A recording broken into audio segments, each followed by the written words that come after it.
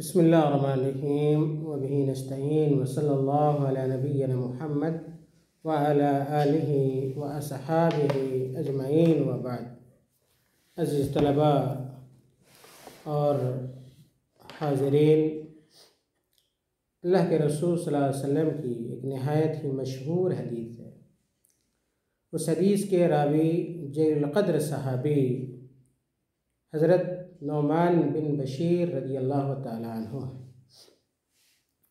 کہتے ہیں کہ اللہ کے رسول صلی اللہ علیہ وسلم نے ارشاد فرمایا، الا وان فی الجسد مضغة اذا صلحت صلح الجسد كله واذا فسدت فسد الجسد كله الا وهي القلب الا وهي القلب۔ یہ حدیث ہے اور اس حدیث کو امام بخاری رحمۃ اللہ علیہ نے اپنی صحیح کے اندر نقل کیا ہے، اور اسی طرح امام مسلم رحمۃ اللہ علیہ نے بھی اس حدیث کو اپنی صحیح کے اندر ذکر کیا ہے۔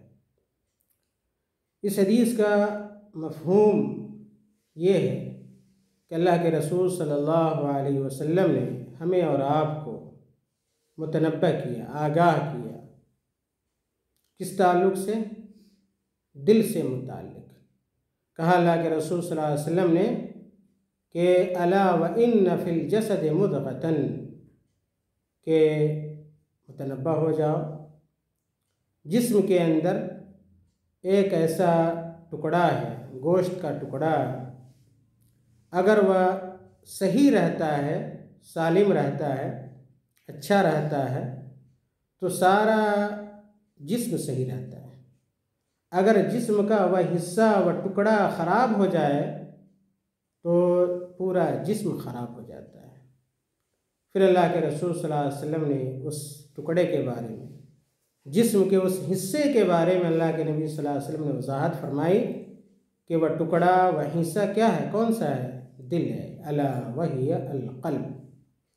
اس حدیث سے سب سے اہم بات جو معلوم ہوتی ہے وہ یہ کہ جسم کے دیگر اعضاء و جوارح کی اصلاح، سدھار اسی وقت ممکن ہے جب ہمارا دل صحیح ہو، دل کے اندر ہمارے فتور، نقص، خلل، کمی واقع نہ ہو۔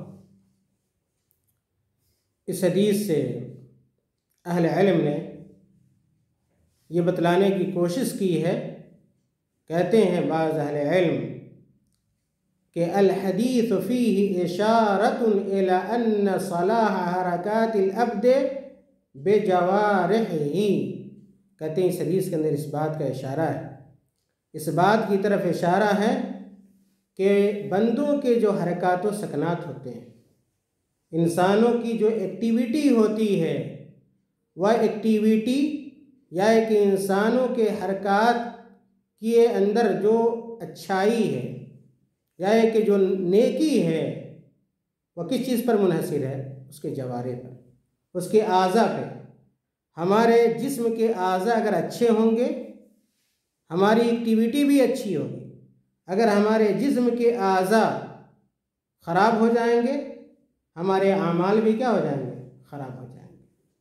کہا کہ وَإِجْتِنَابِهِ لِلْمُحَرَّمَاتِ، اگر ہم محرمات سے اجتناب کرتے ہیں تو ہمارے اعمال کیا ہوں گے؟ اچھے ہوں گے۔ اگر ہم اجتناب محرمات سے نہیں کرتے ہیں تو ہمارے اعمال بھی کیا اچھے کیا ہے؟ نہیں ہو سکتے ہیں۔ اور ہم شبہات سے اسی وقت بچ سکتے ہیں جب ہمارا دل کیا ہو؟ ہمارے دل کے اندر صالحیت، نیکی ہو۔ ہمارا دل اگر اچھائی کی طرف مائل ہوگا تو ہم شبہات سے دور ہوں گے۔ اور آپ کو معلوم ہے کہ دو طرح کی برائی نہایت خطرناک ہوتی ہے، ایک شبہات کی برائی اور دوسری کیا ہے؟ شہوات کی برائی۔ دو طرح کی برائی نہایت خطرناک ہوتی ہے، اور ان دونوں قسم کی برائی سے متعلق ہمیں متنبہ رہنا چاہیے، اور ہوشیار رہنا چاہیے کہ ایسا نہ ہو کہ ان دونوں قسموں کی برائی میں ہم لت پت ہو جائیں، ہم ملوث ہو جائیں، چاہے وہ شبہات کی برائی ہو، گناہ ہو، یا ایک شہوات کی برائی ہو، گناہ ہو۔ اور ایک طالب علم ہونے کے ناطے، ایک عالم دین ہونے کے ناطے ہمیں یہ بھی جاننا چاہیے کہ شہوات اور شبہات کی برائیوں میں سب سے خطرناک، ان دونوں میں سب سے زیادہ خطرناک کون سی برائی ہے؟ شبہات کی برائی، شہوات کی نہیں۔ شہوات کا درجہ اقل ہے، کس سے؟ شبہات سے، اس لیے کہ شبہات کا تعلق کس سے؟ دین سے، ایمان سے ہے، اسلام سے ہے، عقیدے سے ہے، اللہ سے ہے، اللہ کے رسول صلی اللہ علیہ وسلم سے ہے۔ اگر کوئی آدمی شبہات کی برائی میں داخل ہو جاتا ہے، اس کا دین و ایمان غارت ہو جاتا ہے، اس کا دین و ایمان تباہ و برباد ہو جاتا ہے۔ اور اگر آدمی شہوات کی برائی میں ہے تو اس کی دنیا خراب ہوگی، لیکن اگر کوئی آدمی شبہات کی بیماری میں ملوث ہے تو اس کی دنیا بھی خراب ہوگی اور عاقبت بھی کیا ہے؟ خراب ہوگی۔ اس لیے ہمیں کیا ہے؟ ہوشیار ہونا چاہیے، ان دونوں برائیوں سے متنبہ رہنا چاہیے، آگاہ رہنا چاہیے، اجتناب کرنا چاہیے، اور خاص طور سے شبہات کی برائی سے کیا ہے؟ ہمیں دور رہنے کی مکمل اجتناب کی کیا ہے؟ کوشش کیا ہے؟ کرنی چاہیے۔ تو اس حدیث سے یہ پتہ چلا کہ بندوں کے حرکات و سکنات کا بڑا ہی گہرا تعلق ہے بندوں کے اعضاء اور جوارح سے۔ اس لیے ہمیں کوشش کرنی چاہیے کہ ہمارے اگر اعضاء و جوارح، جسم کے اعضاء و جوارح اگر درست رہیں گے، صحیح رہیں گے، اس کے اندر نیکی اگر ہوگی تو ہمارے اعمال بھی کیا ہوں گے؟ اچھے ہوں گے۔ اور اگر ہم محرمات سے اجتناب کرتے ہیں تو ہمارے اندر کیا ہے؟ صالحیت کیا ہے؟ پیدا ہوگی۔ اور اسی طرح ہمیں کیا ہے؟ شبہات کی برائی سے اور بیماری سے کیا ہے؟ بچنے کی کوشش کرنی چاہیے۔ کہتے ہیں علماء نے لکھا ہے کہ فَإِن كَانَ قَلْبُهُ سَلِيمًا لَيْسَ فِيهِ إِلَّا مُحَبَّةُ اللَّهِ وَمُحَبَّةُ مَا يُحِبُّهُ اللَّهِ وَخَشْيَةُ اللَّهِ وَخَشْيَةُ الْوُقُوعِ فِي مَا يَكْرَهُ صَلُحَتْ حَرَكَاتُ الْجَوَارِحِ كُلِّهَا۔ بڑی اہم بات کہی گئی ہے کہ اگر کسی کا دل کیا ہے؟ سلیم ہوتا ہے، اگر کسی کے پاس قلب سلیم ہے، اگر کسی کے پاس قلب سلیم ہے اور اس کے دل میں سوائے اللہ کی محبت کے کچھ کیا ہے؟ نہیں، اس کے دل میں سوائے اللہ کی محبت کے کچھ نہیں ہے، اور ان چیزوں کے علاوہ کچھ نہیں ہے جن چیزوں سے اللہ تعالیٰ کیا کرتا ہے؟ محبت کرتا ہے۔ ہمارے دل میں اللہ کی محبت ہونی چاہیے، اور ان چیزوں کی محبت پائی جانی چاہیے جن چیزوں کو اللہ رب العالمین کیا ہے؟ محبوب کیا ہے؟ رکھتا ہے، یا کہ اللہ تعالیٰ پسند کیا ہے؟ کرتا ہے۔ اسی طرح وخشیت اللہ، ہمارے دل کے اندر اللہ کی خشیت ہونی چاہیے، اللہ کا ڈر ہونا چاہیے، چاہے ہم جلوت میں ہوں یا ایک خلوت میں ہوں، لوگوں کی نگاہوں کے سامنے ہوں جس کو ہم جلوت کہتے ہیں، یا ایک کہ لوگوں کی نگاہوں سے اوجھل ہوں جس کو ہم کیا ہے؟ خلوت کہتے ہیں، تنہائی کہتے ہیں۔ دونوں حالتوں میں اللہ تعالیٰ کا ڈر بدرجہ اتم ہمارے اندر، ہمارے دلوں کے اندر کیا ہے؟ پایا جانا چاہیے۔ اسی طرح ان چیزوں کا ڈر بھی ہونا چاہیے جن چیزوں کو اللہ تعالیٰ کیا کرتا ہے؟ ناپسند کیا ہے؟ کرتا ہے۔ کہ ایسا نہ ہو کہ اللہ رب العالمین کی ناپسندیدگی کا کہ ہم مرتکب کیا ہے؟ ہو جائیں یا قرار پا جائیں۔ اگر یہ چیزیں ہمارے دلوں کے اندر پائی جاتی ہیں تو آپ یقین جانیں کہ اس بندے کے اعضاء و جوارح کے جو حرکات ہیں وہ سب کے سب کیا ہوں گے؟ درست ہوں گے۔ صلحت حرکات الجوارح، اس آدمی کے جوارح کے جو بھی حرکات ہیں، مثال کے طور پہ ہاتھ ہے تو اس سے جو کرے گا تو اچھا کرے گا، پاؤں ہے اگر اس سے جو کام کرے گا وہ اچھا کرے گا، آنکھ ہے اس سے اگر دیکھے گا تو اچھی چیز کی طرف دیکھے گا، اگر کان ہے تو سنے گا تو کیا ہے؟ اچھی چیز سنے گا۔ یہی کیا ہے؟ مفہوم ہے۔ کہا کہ صلحت حرکات الجوارح کلھا ونشأ عن ذلك اجتناب المحرمات کلھا۔ اور پھر ایسے آدمی سے جو اعمال، جن اعمال کا صدور ہوگا وہ ایسے اعمال ہوں گے جن کا تعلق کیا محرمات سے نہیں ہوگا، جن کا تعلق کیا محرمات سے نہیں ہوگا۔ ایسے لوگ محرمات سے اجتناب کریں گے۔ ایسے لوگ جن کے دل میں اللہ کی محبت پائی جاتی ہے اور اللہ تعالیٰ جن چیزوں کو پسند کرتا ہے ان چیزوں کی محبت پائی جاتی ہے، اللہ کی خشیت پائی جاتی ہے، ان چیزوں کا خوف رکھتا ہے جن چیزوں کو اللہ تعالیٰ ناپسند کرتا ہے، تو ایسے بندوں کا ہر عمل کیا ہے؟ اچھا ہوگا، اور اس کے سارے کام، سارے افعال، ساری ایکٹیویٹی کیا ہے؟ ایسی ہوگی جس کو اللہ رب العالمین کیا ہے؟ چاہتا ہے، پسند کرتا ہے۔ اور ساتھ ہی ساتھ ایسا آدمی شبہات سے بھی کیا ہے؟ بچے گا، شبہات سے بھی کیا ہے؟ بچے گا، اجتناب کرے گا، محرمات سے بچے گا۔ لیکن اگر کسی کا دل کیا ہو جاتا ہے؟ فاسد ہو جاتا ہے۔ اگر کسی کا دل کیا ہے؟ فاسد ہو جاتا ہے۔ وَإِنْ كَانَ الْقَلْبُ فَاسِدًا، یاد رکھیے، اگر کسی کا دل فاسد ہو جاتا ہے، خراب ہو جاتا ہے، لا محالہ کیا اس کے اوپر اس کے نفس کی پیروی کیا ہے؟ غالب آ جاتی ہے۔ اللہ کی پیروی نہ کر کے ایسا آدمی کیا کرتا ہے؟ اپنے خواہش نفس کی پیروی کرتا ہے۔ کہتے ہیں فَقَدْ اسْتَوْلَى عَلَيْهِ اتِّبَاعُ هَوَائِهِ، ایسے آدمی کے اوپر غلبہ ہو جاتا ہے۔ کس چیز کا غلبہ ہو جاتا ہے؟ اس کے نفس کے پیروی کا غلبہ ہو جاتا ہے، اور پھر نفس جس چیز کو چاہتا ہے اس کے وہ طاق میں لگ جاتا ہے، اس کے پیچھے پڑ جاتا ہے، نفس کی خواہشات کی پیروی کرنا شروع کر دیتا ہے، اگرچہ کیا ہے؟ اللہ تعالیٰ کو ناپسند ہو۔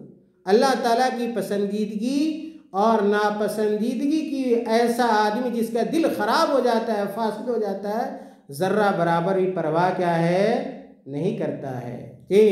کہتے ہیں کہ فسدت حرکات والجوارح کلھا، ایسے آدمی کے تمام جوارح اور اعضاء کی حرکات کیا ہے؟ سب کے سب کیا ہے؟ فاسد ہو جاتے ہیں، خراب ہو جاتے ہیں۔ ہاتھ ہے، گندی چیزوں کو چھوئے گا، حرام چیزوں کو چھوئے گا۔ پاؤں ہے، اس کا استعمال غلط کاموں کی طرف جانے کے لیے، غلط کام کرنے کے لیے کرے گا۔ آنکھ سے غلط چیز کو دیکھے گا، کان سے غلط چیز کو سنے گا۔ یہ کب ہوتا ہے؟ جب آدمی کا دل کیا ہو جائے؟ خراب ہو جائے۔ جب آدمی کا دل خراب ہو جائے، اور پھر ایسا آدمی کیا ہر معصیت کا ارتکاب کرتا ہے۔ ہر معصیت، اس کا دل اس بات میں ابھارتا ہے، اس کو فاسد ہو جاتا ہے دل، اس کا دل اس بات پر اس کو اکساتا ہے، ابھارتا ہے کہ وہ کیا کرے؟ کہ مشتبہ چیزوں کو اختیار کرے، معصیت کے کاموں کو انجام دے، اور اپنے خواہش نفس کی کیا ہے؟ پیروی کرے۔ اسی لیے دل کے حوالے سے ایک بڑی اہم بات کہی جاتی ہے، جو آپ کیا ہے؟ گرہ باندھ لیں اور ذہن میں رکھ لیں، لکھ لیں، نوٹ کر لیں۔ کہا جاتا ہے قلب کے حوالے سے، دل کے حوالے سے کہا جاتا ہے کہ یقال القلب ملک الاعضاء، القلب ملک الاعضاء، کہ یہ دل ہمارا جو ہے، یہ دل کیا ہے؟ ہمارے اعضاء کا بادشاہ ہے، ہمارے اعضاء کا کیا ہے؟ ملک ہے، بادشاہ ہے۔ یعنی جسم ایک پورا، اس کے جسم کے اندر بہت سارے اعضاء و جوارح ہیں، لیکن بادشاہت اگر کسی کو حاصل ہے تو کس کو حاصل ہے؟ دل کو حاصل ہے۔ ہمارا دل جدھر جائے گا دیگر اعضاء و جوارح بھی کیا ہے؟ ادھر ہی چلے جائیں گے۔ جس طرح ایک بادشاہ ہوتا ہے اور اس کی رعایا جو ہوتی ہے اس کی پیروی کرتی ہے، اتباع کرتی ہے، اس کے نقش قدم پر چلتی ہے، اس کو فالو کرتی ہے، اسی طرح دل کا کیا ہے؟ مقام ہے۔ دل اگر ہمارا اچھا ہوگا، ہمارے اعضاء و جوارح بھی اچھے ہوں گے، ہمارے حرکات و سکنات بھی اچھے ہوں گے، ہماری ایکٹیویٹی بھی اچھی ہوگی۔ اگر ہمارا دل خراب ہوگا، ہمارے اعضاء و جوارح بھی کیا ہے؟ خراب ہو جائیں گے۔ یہ اعضاء و جوارح کیا ہے؟ گویا کہ ایک لشکر ہے۔ یہ کیا ہے؟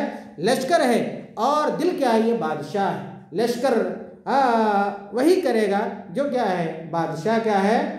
کرے گا، کہے گا۔ اس لیے ایک آدمی کو، ایک مسلمان کو، ایک صاحب ایمان کو ہر حال میں اپنے دل کے اصلاح کی کیا ہے؟ فکر کرنی چاہیے۔ اس بات کی فکر کرنی چاہیے کہ ہمارا دل کیا ہے؟ صحیح سالم ہو، ہمارا دل خراب نہ ہو، ہمارا دل فاسد نہ ہو، ہمارا دل کتاب و سنت سے دور نہ ہو، ہمارا دل اللہ اس کے رسول صلی اللہ علیہ وسلم کے فرمودات سے کیا ہے؟ دور کیا ہے؟ نہ ہو۔ دل کی اہمیت اور قلب سلیم کی اہمیت سے متعلق اللہ رب العالمین نے قرآن کریم کے اندر ارشاد فرمایا کہ یوم لا ينفع مال ولا بنون الا من اتى اللہ بقلب سلیم، کہا کہ قیامت کے دن کوئی چیز کا فائدہ نہیں پہنچائے۔ قیامت کے دن آدمی کے لیے نہ مال کیا ہے فائدہ مند ہو پائے گا، اور نہ کیا اس کے بال بچے کیا ہے، اس کے بیٹے کیا ہے، اس کو فائدہ پہنچا سکیں گے۔ الا من اتى الله بقلب سلیم، الا من اتى الله بقلب سلیم، کہتے ہیں سوائے اس آدمی کے جو کیا ہے، قلب سلیم کے ساتھ آئے، جس کا جو اس حالت میں اللہ رب العالمین کے سامنے حاضر ہو اور آئے کہ اس کا دل کیا ہے، خراب کیا ہے، نہ ہوا ہو، اس کا دل کیا ہے، فاسد کیا ہے، نہ ہوا ہو، دل کیا ہے اللہ رب العالمین کی عبادت پہ آمادہ ہو، قلب سلیم ہو۔ اللہ کے رسول صلی اللہ علیہ وسلم اپنی خاص دعاؤں میں ذکر کیا کرتے تھے کہ اسألک قلبا سلیما، اسألک قلبا سلیما، اے اللہ میں تجھ سے قلب سلیم کی دعا کرتا ہوں۔ تو ہمیشہ ایک مسلمان کو دعا بھی کرنی چاہیے کہ اے اللہ ہمارے دلوں کی اصلاح فرما دے، اے اللہ ہمارے دلوں کو اپنی عبادت کی طرف، اپنی طاعت و بندگی کی طرف، اپنی رضا کی طرف، اپنی خوشنودی کی طرف اے اللہ ہمارے دلوں کو کیا ہے، پھیر دے۔ اللہ کے نبی صلی اللہ علیہ وسلم اس قسم کی دعائیں کیا کرتے تھے۔ اللہ کے نبی صلی اللہ علیہ وسلم کہتے تھے اسألک قلبا سلیما، اسألک قلبا سلیما، کہ اللہ میں تجھ سے قلب سلیم کا سوال کرتا ہوں، دعا کرتا ہوں۔ اور یہ جو حدیث ہے ترمذی وغیرہ کے اندر موجود ہے، اس اعتبار سے آپ سمجھ گئے ہوں گے کہ قلب سلیم کہتے کس کو۔ قلب سلیم ایسے دل کو کہا جاتا ہے جو ہر قسم کے آفات سے، مکروہات سے پاک۔ قلب سلیم اس دل کو کہتے ہیں جو ہر قسم کے آفات سے، مکروہات سے، یعنی ایسی چیزوں سے جو اللہ رب العالمین کو ناپسند ہو، پاک و صاف ہو، ایسے دل کو قلب سلیم کہا جاتا ہے۔ کہتے ہیں اسی طرح قلب سلیم اس دل کو کہتے ہیں جس دل میں سوائے اللہ کی محبت کے کسی اور کی محبت کیا ہے، نہ پائی جائے۔ کہتے ہیں القلب الذی لیس فیہ سوا محبت اللہ، کہتے ہیں کہ قلب سلیم اس دل کو کہتے ہیں جس میں سوائے اللہ رب العالمین کی محبت کے کسی اور کی محبت نہ ہو، اور اس کی محبت ہو جس سے اللہ رب العالمین کیا ہے، محبت کیا ہے، کرتا ہو۔ اسی طرح قلب سلیم اس قلب کو کہتے ہیں، اس دل کو کہتے ہیں جس کے اندر اللہ تعالیٰ کی خشیت کیا ہے، پائی جاتی ہو، اور ان چیزوں کی خشیت ہو جن چیزوں کو اللہ رب العالمین کیا ہے، ناپسند کیا ہے، کرتا ہے۔ عزیز طلبہ اور ناظرین کرام، حاضرین، مذکورہ تمام باتوں کا خلاصہ ما حاصل یہ ہے کہ ایک مسلمان ہمیشہ اپنے دل کی اصلاح کی کوشش کرتا ہے، اور اس بات کی اسے فکر دامنگیر ہوتی ہے کہ ہمارا دل اللہ رب العالمین کی اطاعت کی طرف مائل ہو، اللہ کی بندگی کی طرف مائل ہو، اور ہمارا دل ان چیزوں کی طرف مائل ہو جن چیزوں کو اللہ تعالیٰ پسند کرتا ہے، اور ہمارا دل خراب نہ ہو، ہمارا دل فاسد نہ ہو۔ اور دل کے خراب ہونے کا مطلب یہ ہے کہ ہمارا دل بھلائی کی طرف آمادہ نہ ہو کر کیا ہو، برائی کی طرف کیا ہے، آمادہ ہو۔ اس کے بعد شیخ محمد بن عبد الوہاب رحمہ اللہ نے جو باب ذکر کیا ہے، باب ذکری الکبر، کبر کا بیان، یا کہ تکبر کا بیان۔ تکبر ہم اور آپ جانتے ہیں کہ مذموم شے، مذموم صفت ہے، ایسی صفت ہے جو ناپسندیدہ ہے، یا کہ پسندیدہ نہیں ہے۔ اور یہ بھی جانتے کہ تکبر صرف اللہ رب العالمین کی شان ہے، کسی انسان کے لیے لائق و زیبا کیا ہے، نہیں ہے۔ اور تکبر کی مذمت کے حوالے سے قرآن کریم کے اندر کئی آیتیں موجود ہیں۔ ان آیتوں میں سے ایک آیت اللہ رب العالمین کی یہ ہے، اللہ تعالیٰ نے فرمایا ان اللہ لا يحب من کان مختالا فخورا۔ یہ سورۃ النساء کی آیت نمبر 36 ہے۔ اللہ تعالیٰ نے کہا کہ ان اللہ لا يحب من کان مختالا فخورا، کہ اللہ تعالیٰ اس آدمی کو ناپسند کرتا ہے یا پسند نہیں کرتا ہے، چاہتا نہیں ہے، محبوب نہیں رکھتا ہے، جس کے اندر کیا ہو، جس کے اندر کبر ہو، جس کے اندر فخر ہو، غرور پایا جائے، اطراحت پائی جائے، ایسے لوگوں کو اللہ تعالیٰ پسند نہیں کرتا ہے۔ اس حدیث سے یہ بات سمجھ میں آئی کہ کبر کسی انسان کے لیے اچھی صفت نہیں، اچھا وصف نہیں ہے۔ اس لیے ہر مسلمان کو اس صفت سے، اس مذموم صفت سے، اس بری صفت سے دور رہنے کی کوشش کرنی چاہیے۔ اسی طرح اللہ تعالیٰ نے قرآن کریم میں دوسری جگہ ارشاد فرمایا ان اللہ لا يحب کل مختال فخور، کہ اللہ رب العالمین پسند نہیں کرتا ہے ہر اس آدمی کو جو اترانے والا ہو اور جو کیا ہے بہت زیادہ کیا ہے فخر کرنے والا ہو۔ اسی طرح اللہ تعالیٰ نے قرآن کریم میں تیسری جگہ یہ کبر کی مذمت بیان کرتے ہوئے کہا فَلَبِئْسَ مَثْوَىٰ الْمُتَكَبِّرِينَ، کہ تکبر کرنے والوں کا انجام اچھا نہیں ہے، یا ان کا ٹھکانہ کیا ہے اچھا نہیں ہے۔ جب یہ دنیا سے جائیں گے ایسے لوگ، غرور کرنے والے، کبر کرنے والے، تکبر کرنے والے، اللہ رب العالمین ان کو ان کا بدلہ دے گا، اور ایسی جگہ پہ اللہ رب العالمین انہیں رکھے گا جو جگہ ان کے لیے کیا ہے اچھی کیا ہے نہیں ہوگی۔ یعنی اشارہ ہے کہ ایسے لوگ جہنم میں جائیں گے، ایسے لوگ جہنم میں جائیں گے، اور ایسے لوگوں کا ٹھکانہ کیا ہے جہنم ہے۔ اسی طرح اگر آپ حدیثوں کو دیکھیں گے تو تکبر کی مذمت کے حوالے سے بہت ساری حدیثیں بھی اللہ کے رسول صلی اللہ علیہ وسلم کی، انہی حدیثوں میں سے ایک نہایت ہی مشہور حدیث ہے جس کے راوی حضرت عبداللہ ابن مسعود رضی اللہ تعالیٰ عنہ ہیں، اور صحیح مسلم کی روایت ہے۔ عبداللہ ابن مسعود رضی اللہ تعالیٰ عنہ کہتے ہیں کہ قال رسول اللہ صلی اللہ علیہ وسلم لا يدخل الجنة من كان في قلبه مثقال ذرة من كبر، فقال رجل یا رسول اللہ ان الرجل يحب ان يكون ثوبه حسنا ونعله حسنا، قال ان اللہ جمیل يحب الجمال، الكبر بطر الحق وغمط الناس، الكبر بطر الحق وغمط الناس، رواہ مسلم۔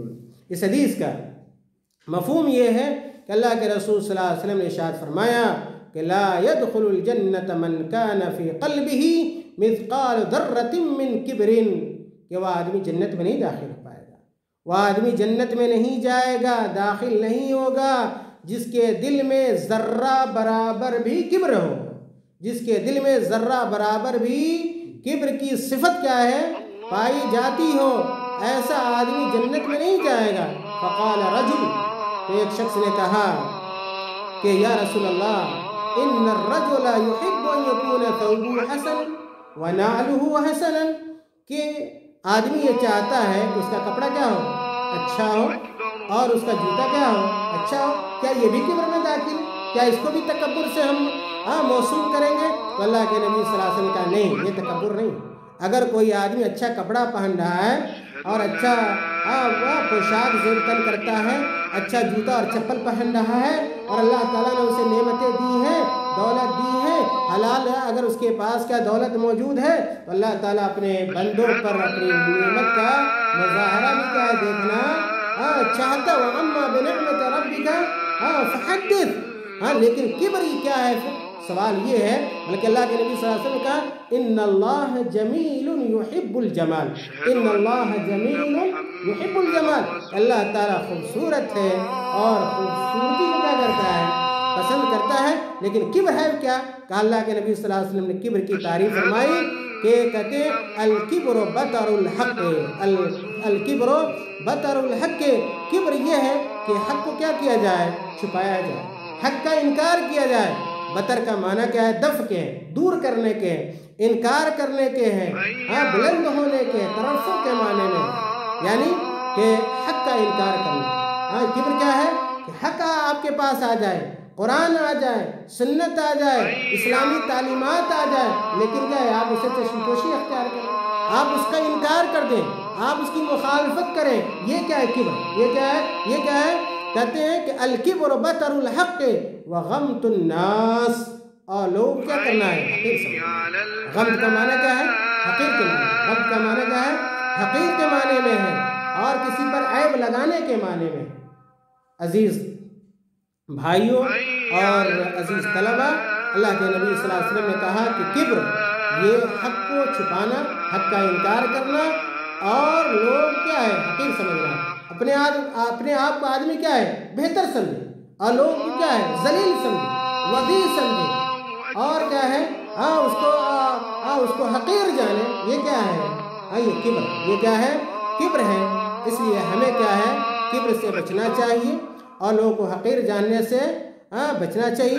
انشاءاللہ کل کے درس میں یہ جو حدیث آخری حدیث ہم لوگوں نے پڑھی ہے صحیح مسلم کی، مزید اس کی وضاحت کیا ہے کی جائے گی، اور انشاءاللہ پھر سے کبر کا معنی آپ کو بتلایا جائے گا اور کبر کی تعریف بیان کی جائے گی، اور اسی طرح یہ تکبر کیسے انسان کے اندر پیدا ہوتا ہے، تکبر کی صورتیں کیا ہیں، شکلیں کیا ہیں۔ ایک یہ ہوتا ہے کہ وہابی طور پہ اس کو اچھائیاں حاصل ہو، اور ایک یہ ہے کہ اچھائی حاصل نہ ہو لیکن کیا ہے زبردستی کیا ہے اس صفت سے اپنے آپ کو متصف کرنے کی کیا کریں کوشش کریں۔